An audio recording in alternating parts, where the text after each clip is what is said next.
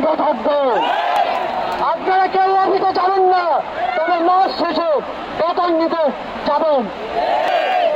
শিক্ষা প্রতিষ্ঠান সমূহের সকল কার্যক্রম অনির্দিষ্টকালের জন্য বন্ধ থাকবে। প্রবাসীরা ব্যাংকিং চ্যানেলে কোন প্রকার রেমিটেন্স পাঠাবেন না। বন্দরের কর্মীরা কাজে যোগ দেবেন না, কোন মালামাল খালাস হবে না।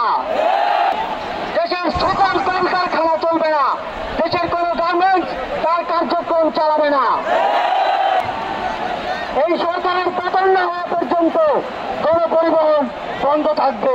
রবিবার শুধুমাত্র ব্যক্তিগত লেনদেনের জন্য ব্যাংক খোলা থাকবে।